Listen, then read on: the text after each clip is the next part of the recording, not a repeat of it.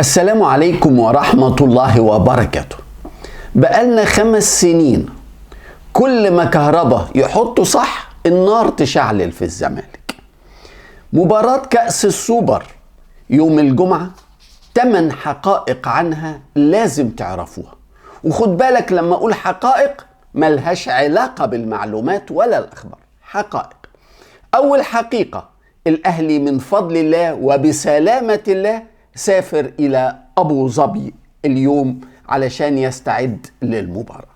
2، مباراة كأس السوبر المصرية هتقام في ميعادها وفي مكانها 7:30 مساء الجمعة في ملعب محمد بن زايد في الإمارات. 3، حتى هذه اللحظة الزمالك هو المنافس للأهلي في مباراة كأس السوبر. الزمالك لم ينسحب رسميا حتى الآن.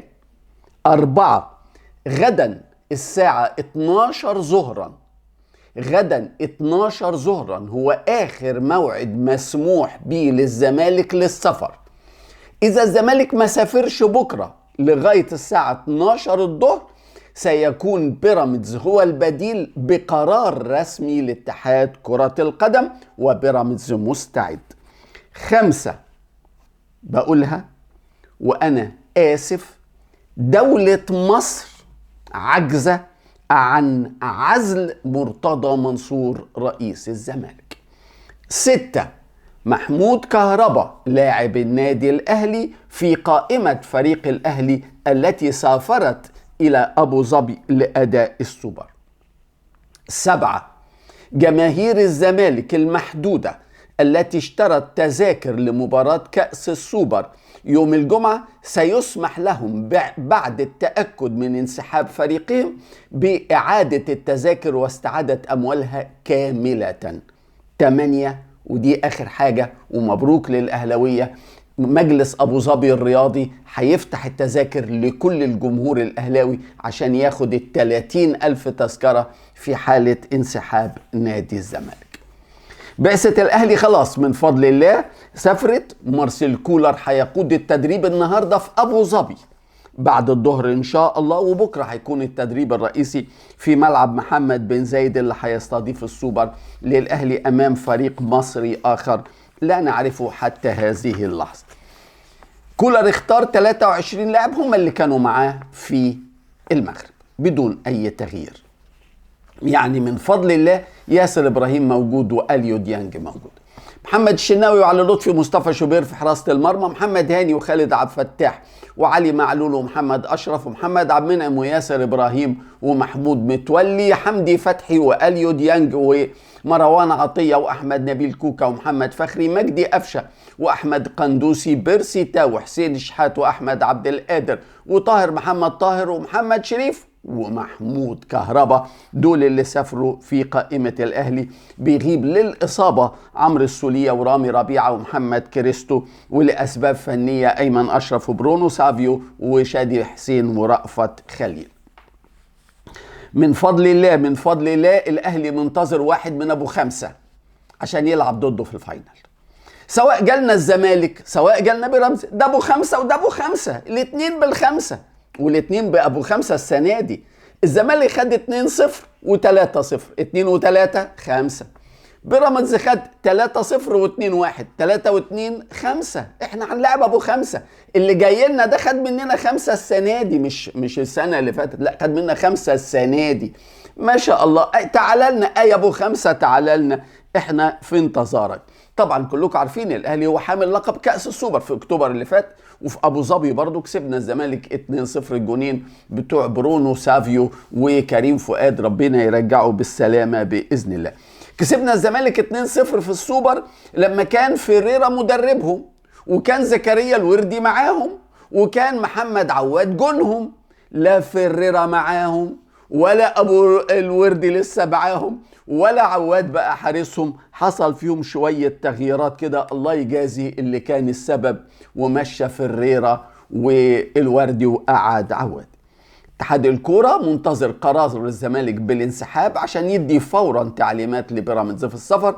إذا تأخر وصول قرار الانسحاب لغاية 12 ظهر غد ولم يسافر الزمالك حتى 12 ظهر غد، سيبلغ بيراميدز فورا بالاستعداد. اتحاد الكرة بيتابع بمنتهى الاهتمام، واعطى التعليمات لبيراميدز للاستعداد للسفر وللتجهيز للسفر، ودولة الامارات تكفلت انها هتنهي كل اجراءات نادي بيراميدز في مطار ابو ظبي بدون الحاجة للحصول على تأشيرات في القاهرة علشان المسألة تخلص على طول. لمزيد من الضحك، مرتضى منصور أرسل خطاب، ما تعرفش بصفته ايه الحقيقة، لكن أرسل خطاب لاتحاد الكرة الإماراتي على الإنترنت، يعني مش خطاب وصل، لا ده على الإنترنت، وجه رسالة للاتحاد الإماراتي، قال إن الزمالك عايز يلعب يوم الجمعة اللي جاية ماتش مع بطل الإمارات في نفس موعد مباراة السوبر، كأنه بيتعامل مع دكان سوداني. تخيل، شيء لا يطاق. يعني الناس في الإمارات لما هيقروا الكلام ده هيقولوا ايه المجنون ده؟ لغاية امتى هيفضل مجنون؟ لكن واضح ان هو بيتمحك. يعني ايه بيتمحك؟ يعني عايز يسافر الامارات باي طريقة، فيقول لك ايه، يمكن يعزمونا فنسافر ونبقى ايه موجودين ونبوظ لهم الليلة. لا، الكلام ده تنسى. عموما 7:30 يوم الجمعة كل اهلاوي يفتح التلفزيون عشان يتفرج على كاس السوبر، الاهلي مع اي حد. لحد هذه اللحظة الزمالك ما انسحبش. كل اللي انتوا سمعتوه ده مجرد تصريحات من رئيسه المعزول وهرتلة من الاعلاميين الزملكاوية. الصريخ والانسحاب والهرتلة والهبت ده لا يعني ان الزمالك انسحب. لحد دلوقتي انا لا اظن ان الزمالك هينسحب، لسه فاضل 24 ساعة. انما اللي بيعمله ميدو ده اسمه قيء. ده شخص بيعمل قيء، تهديدات لاتحاد الكورة، تهديدات للجنة الاستئناف، تهديدات للنادي الاهلي. عامل زي عيل خايب قوي وبليد قوي، وعمال يعيط عشان في عيل تاني اقوى منه واشطر منه معاه لعبة، وهو عايز اللعبة اللي في ايد الشاطر. ما تروح تشتري لعبة، خليك شاطر زيه، هتفضل طول عمرك بليد. لكن اللي حصل امبارح اقول لكم، لان في مأساة حصلت امبارح. تخيلوا الدكتور عمرو عادل، استاذ الادب الانجليزي، اللي اتكلم عن اللي عمله ميدو معاه لما راح يتوسط له عشان ينجح ابن راقصة وهو طرده. تصوروا الدكتور عمرو ده اتقبض عليه. اتقبض عليه وفي السجن دلوقتي، ومحدش عارف هو في سجن ايه وليه. عشان ميدو كلم واحد صاحبه بيشربوا كاسات مع بعض. اتقبض على استاذ جامعي معاه الدليل صوت وصورة ان ميدو راح له، وهو اللي اتقبض عليه. بلاها كورة، بلاها رياضة، بلاها عدالة، مشوها للراقصات والمنحرفات والميدو اللي زي ميدو. انما ميدو مرة كتب على تويتر وهو مدرب في السعودية كلمة قبيحة. كان مدير فني نادي الوحدة. عارف ايه اللي حصل؟ اتطرد فيه 48 ساعة، ملحقش يلم هدومه، ملحقش يبيع حاجته، اتطرد في 48 ساعة. لأن بلد اسمها السعودية بتحترم مواطنيها وبتحترم الدنيا. كتب كلمة ضد مشجع محدش يعرفه. امبارح ميدو هو نفسه كتب على تويتر لفظ أقسم بالله لا يقول إلا الرعاع، لا يكتب إلا أحقر الناس. كتب الزمالك لو لعب كاس السوبر نبقى نادي ابن وكذا. لا يمكن. أنا لا أذكر النهاردة وأنا 70 سنة أن اللفظ ده طلع من بقي وأنا نايم، وأنا بفكر لا يمكن اللفظ ده يخطر إزاي. ده كتبه وموجود على الإنترنت. وحتى هذه اللحظة البلد ما خدتش موقف. الرئيس السيسي لازم ياخد موقف بنفسه، ما نستناش رئيس حكومة ولا وزير عدل ولا وزير داخلية ولا وزير رياضة. لما رئيس البلد يلاقي كلمة زي دي مكتوبة من إعلامي، ده يدخل السجن فورا. ده غير إنه عمره ما يطلع في وسيلة إعلامية، عمره. السعودية طردته شر طردة، وما يقدرش يدخل السعودية تاني بعد ما كتب لفظ أقل من اللفظ ده. هيحصل ايه معاه؟ ولا حاجة، لأنه من الزمالك بس. وهيطلع تاني على التلفزيون لأنه من الزمالك، وهيكتب تاني على الإنترنت لأنه من الزمالك. ده لو من أي نادي تاني كان بقى مسخرة الدنيا مش مسخرة مصر، كان اتعلق. إنما تخيل عايزين يوقفوا كهرباء على كلمة حطوا صح، وده كاتب كلمة تنهي مشوار أي إنسان، ومع ذلك ولا حاجة. وآدي يا جماعة مصر في الرياضة وفي العدالة. واحد قال غنى سواء قال ولا ما قالش حطوا صح، والتاني قال كذا، وده بيتعاقب وده ما بيتعاقبش. يا بلد، يا بلد، يا ألف خسارة. عموما عندنا الآن في مصر رئيس نادي معزول بحكم قضائي بقرار وزاري لا يزال يمارس رئاسته للنادي علنا دون أن يتدخل أحد، في بلد كبير اسمه مصر، في بلد عندها رئيس جمهورية ورئيس وزراء ورئيس برلمان، عندها وزير عدل ووزير داخلية ووزير رياضة، عندها مجلس أعلى للقضاء. لكن ما حدش من دول، من أول الرئيس السيسي لغاية وزير الرياضة أشرف صبحي، قادر يشيله. ما حدش قادر يقعده في بيته. وبعد كده تلاقي بعض المتخلفين عقليا يقول لك قرار إشراك كهرباء عبث. فعلا نادي الزمالك يستحق مرتضى منصور فعلا.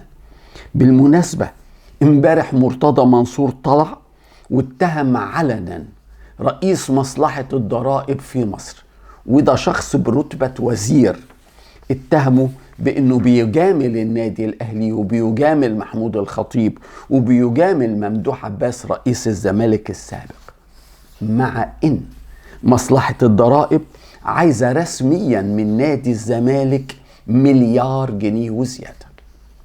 مليار جنيه وزيادة ديون من مصلحة الضرائب على نادي الزمالك، ومع ذلك محدش بيتدخل عشان الضرائب تاخد حقها.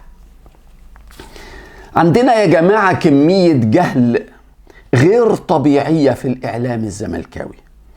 عندنا جهل في إدارة نادي الزمالك وفي أغلبية جمهور نادي الزمالك. جهل وصل الناس إنه واحد كاتب وبيقول وبيؤكد وفاتح صدره إن الزمالك لو راح للاتحاد الدولي لكرة القدم هيحل اتحاد كرة القدم عشان الأهلي لجأ للقضاء المدني. طب يا أغبى اخواتك، لما الأهلي راح للقضاء المدني الفيفا هيحل اتحاد الكورة، مش يحل النادي الأهلي، هيحل اتحاد الكورة. طب يا أغبى اخواتك، طب افرض نادي بيكره اتحاد الكورة وعايز يحل اتحاد الكورة، ما يروح للقضاء المدني عادي كده. نادي الترسانة يروح للقضاء المدني عادي، يقوم الفيفا يحل اتحاد الكورة. طب اتحاد الكورة ماله؟ ده الترسانة اللي راح، ده الأهلي اللي راح، اتحاد الكورة ماله يا أغبى اخواتك؟ ما الفيفا حاسب النادي اللي غلطان، انما اتحاد الكرة ماله يا مهيب يا مخيب؟ مال اتحاد الكرة بان النادي الاهلي راح للقضاء؟ هتفضلوا كده الغباوة هي اللي ماشياكم. واحد تاني يقول لك الفيفا هيلغي النشاط الرياضي في مصر. طب الفيفا يا اغبى اخواتك مسؤول عن كرة القدم، ماله مال كرة السلة وكرة اليد وكرة الطائرة والبينج بونج؟ ليه يلغي النشاط الرياضي كله؟ يا أغبى الدنيا، الفيفا ما يملكش حاجة على مصر غير كرة القدم. وبعدين الفيفا لو قلنا هيلغي كرة القدم، ما يقدرش يا أغبى اخواتك يقرب من النشاط المحلي. الفيفا مسؤول عن النشاط الدولي، يقدر يمنع من النشاط الدولي المصري، يقدر يمنع المنتخب والأندية من البطولات الدولية، إنما ملوش علاقة بالدوري والكاس. يا أغبى اخواتك، هتفضل تمشي ورا مهيب لغاية ما تخيب وتخيب. نمرة 3، واحد بيقول لك ممنوع أي نادي يروح للقضاء العادي طالما ده تعليمات الفيفا. طب يا وقح يا قبيح، فبراير اللي فات، مش سنة 1940، لا فبراير اللي فات، يعني من شهرين، الزمالك راح للقضاء العادي وخد حكم من القضاء العادي بقيد لاعبيه اللي اتحاد الكرة رفض قيدهم واتأيدوا. هو ساعتها كان المروح للقضاء العادي حلال بلال جمال، ودلوقتي لما الاهلي راح للقضاء بقى عيب وحرام وضد اللوائح. هو انتوا ايه؟ انتوا نوعيتكم ايه؟ اللي بيجري في دم في عروقكم ده ايه؟ مفيش دم خالص. ده غير كمان ان الزمالك لما راح للقضاء العادي كان مخالف للقانون لانه راح في شأن الرياضي اللي هو قيد اللاعبين. انما الاهلي المرة دي لما راح للقضاء العادي راح بعدل 100% لانه رايح في شأن خاص باللوائح وليس بالشأن الرياضي. عايز اقول بقى اخر حاجة والطف حاجة، ان الاهلي اضطر يروح للقضاء العادي لأن المحكمة الدستورية العليا ألغت مركز التسوية والتحكيم الرياضي اللي كان الممكن الأهلي يلجأ له لو لسه موجود. إنما المحكمة الدستورية العليا بإيعاز وبزق وبألاعيب قررت إلغاء مركز التسوية والتحكيم الرياضي. ليه؟ علشان المركز ده عطى الأهلي 2 مليون دولار على عبد الله السعيد فكرهوا المركز فألغوه. يقوم الأهلي أول من يستفيد بإلغائه ويروح للقضاء العادي، يقوم القضاء العادي واخد قراره بقبول القضية وتحديد 14 مايو، تقوم لجنة الاستئناف مأجلة قضية كهرباء لغاية 14 مايو. يقوم الأهلي هو المستفيد من المكر اللي هم عملوه بإلغاء مركز التسوية والتحكيم الرياضي. يمكرون ويمكر الله والله خير الماكرين. هيفضل ربنا من أول ما خلق الكون لغاية نهاية الكون مع الحق، والأهلي هو الحق وانتوا الباطل. دايما الأهلي بيبقى مع الحق، الأهلي عمره ما ماشى ورا باطل.